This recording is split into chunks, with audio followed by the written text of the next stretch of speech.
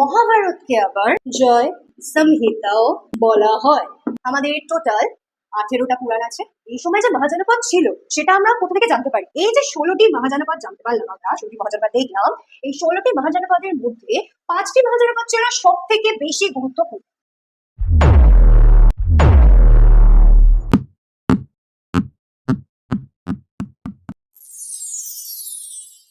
Thank you for watching this video.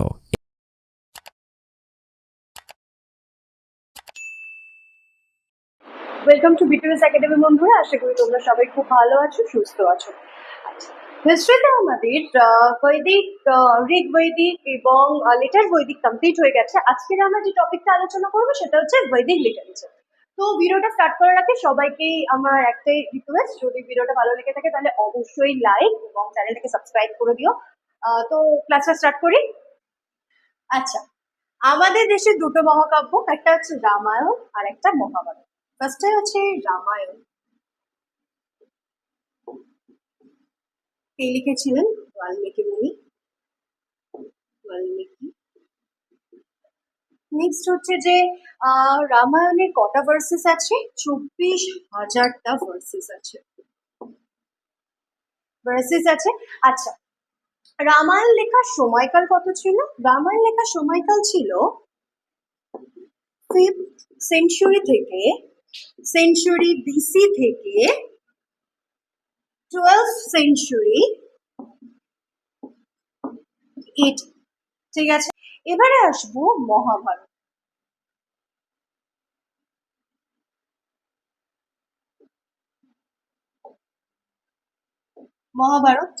Mahabharata কে লিখেছেন? ব্যাসদেব। আচ্ছা, মহাভারতের লেখার সময়কাল কত ছিল? 10th সেঞ্চুরি বিসি থেকে 4th সেঞ্চুরি AD। ঠিক আছে, মহাভারতকে আবার জয় সংহিতা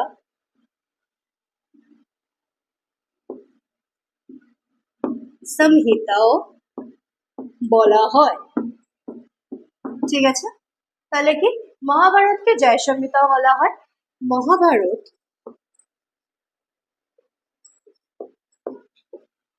রামায়ণের থেকে কেউ পুরানো ছিল, মানে মহাভারত লেখাটা আগে শুরু হয়েছিল। ঠিক আছে, এবারে পড়বো বেদাঙ্গ।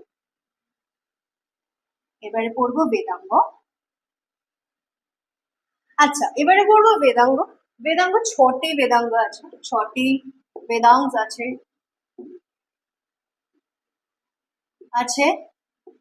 ফার্স্টে কি আছে? শিক্ষা। কি কি বেদাঙ্গ? শিক্ষা ফার্স্ট। সেকেন্ড কি আছে? সেকেন্ড হচ্ছে কল্প। থার্ড কি আছে? নিরুক্ত। ফোর্থ কি আছে? ছন্দ। ফিফথ কি আছে? জ্যোতিষ। 6 কি আছে? ব্যাকরণ। ঠিক আছে, এবারে পড়বো আমরা পুরাণ। আমাদের টোটাল 18টা পুরাণ আছে।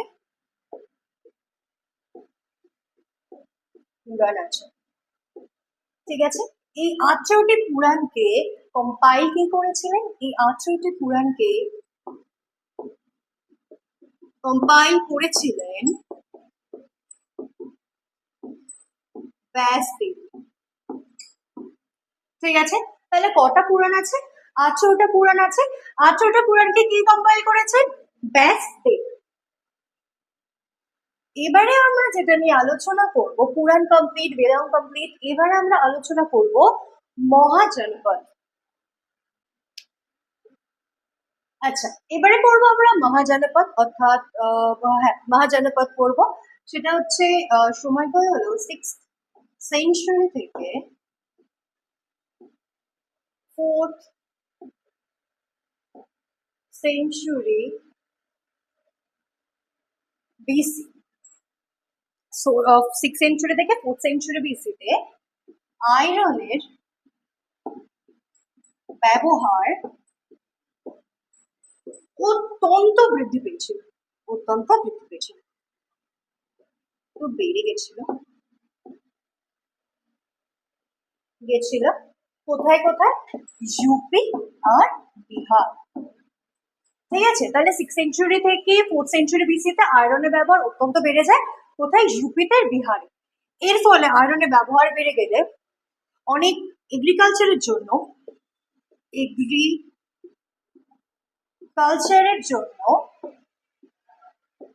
অনেক টুলস ইউজ হয়, টুলস তৈরি হয়।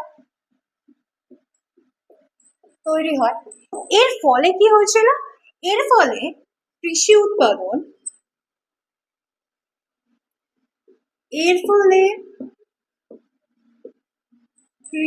উৎপাদন অনেক বেড়ে গেছে।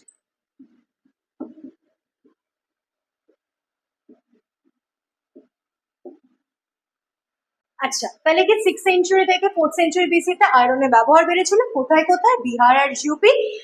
আয়রনের ব্যবহার বৃদ্ধি পাওয়ার ফলে এগ্রিকালচারের জন্য অনেক টুলস তৈরি করা হচ্ছিল। দেন হচ্ছে এর ফলে কৃষি উৎপাদন বেড়ে গিয়েছিল,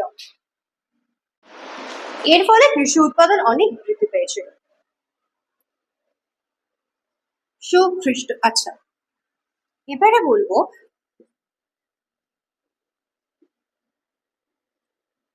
বৈদিক পিরিয়ডে অনেক ছোট ছোট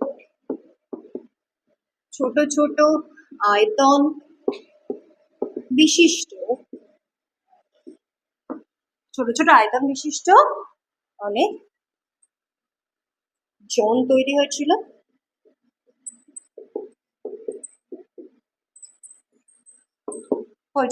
ঠিক আছে, তাহলে লেটার বৈদিক পিরিয়ডে অনেক ছোট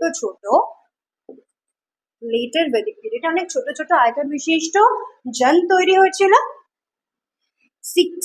600 খ্রিস্টপূর্বাব্দে 600 বিসিতে কি হয়েছিল? ভারতের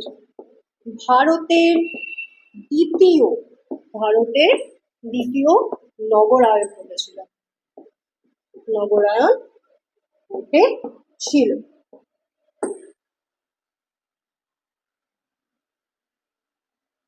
এই 600 বিসিতে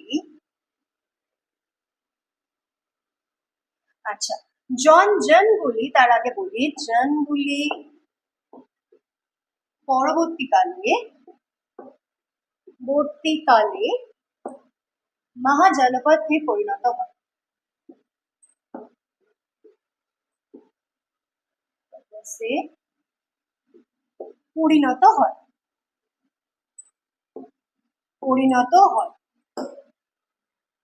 ঠিক আছে, তাহলে জনগুলি পরবর্তীকালে মহাজনপদে পরিণত হয়েছে। আর 600 বিসিতে মহাজনপদগুলি তৈরি হয়েছে।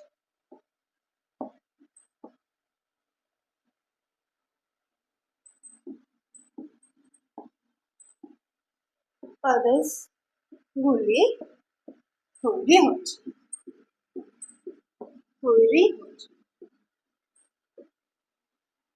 ঠিক আছে, আচ্ছা, এই সময় যে মহাজনপদ ছিল সেটা আমরা কোথা থেকে জানতে পারি?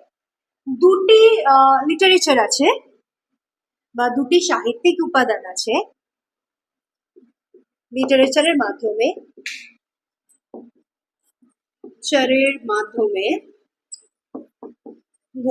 আমরা জানতে পারি যে সেই সময় মহাজনপদ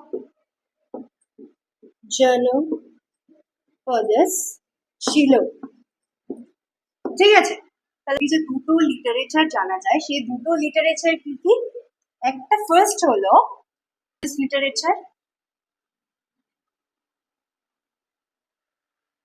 বুদ্ধিস্ট লিটারেচার, একটা হলো জৈন লিটারেচার। জৈন লিটারেচার, বৈদিক লিটারেচারে হচ্ছে অঙ্গুত্তর নিকায়, আরেকটা কি আছে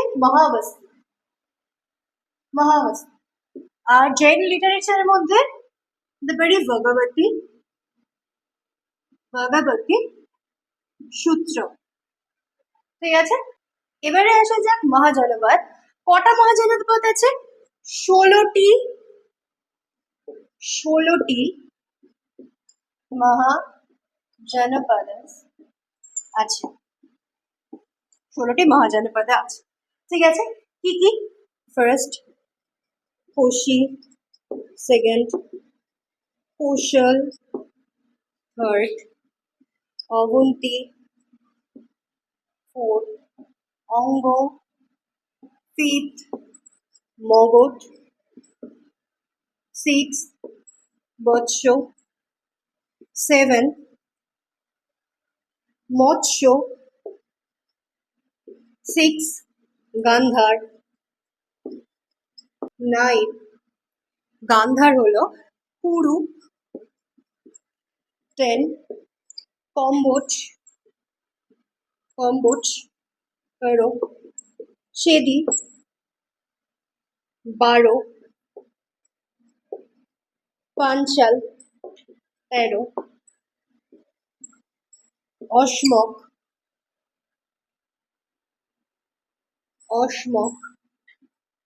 14 সুরসেন, 15 হচ্ছে ব্রিজি, 16 হচ্ছে মল্ল। ঠিক আছে, এই যে 16টি মহাজনপদ জানতে পারলাম আমরা, 16টি মহাজনপদ দেখলাম। এই 16টি মহাজনপদের মধ্যে 5টি মহাজনপদ ছিল সব থেকে বেশি গুরুত্বপূর্ণ। তাহলে কটা? 5টা মহাজনপদ ছিল। 5টি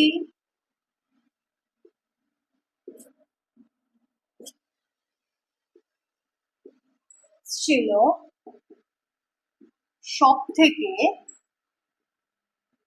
বেশি গুরুত্বপূর্ণ। কি? কোশি, কৌশল, 3 অবন্তী, 4 মগধ, 5 ব্রিজি। তাহলে কি 5টা কি কি ছিল? কোশি, কৌশল, অবন্তী, মগধ, ব্রিজি সব থেকে গুরুত্বপূর্ণ ছিল।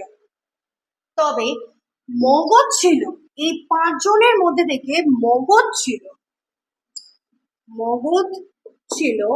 সব থেকে বেশি গুরুত্বপূর্ণ।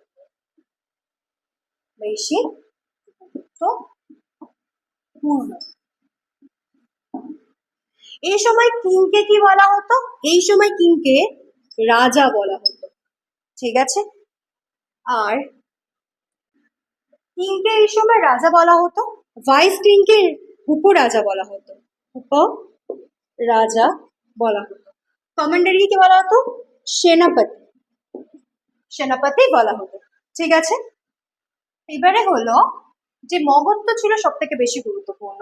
আর এই 16টি মহাজনপদের মধ্যে কেবলমাত্র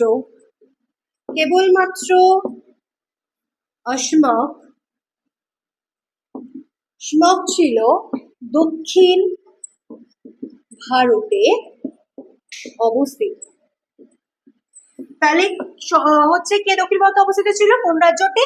অসমক ছিল দক্ষিণ ভারতে অবস্থিত। এই যে মহাজনপদ ছিল, এটা কত থেকে কত দূর পর্যন্ত বিস্তৃত ছিল? এর বিস্তার রাজ্য কতদূর ছিল? পশ্চিমে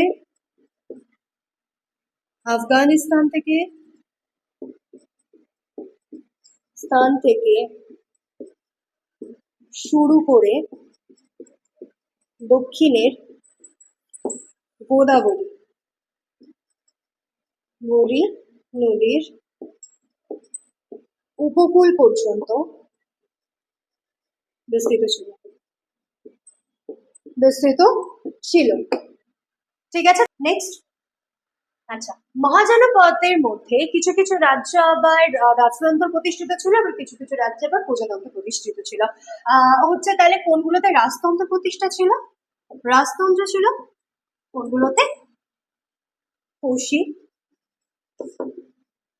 কৌশল, অবন্তী, অঙ্গ, মগধ, চেদি, বৎস, মৎস্য।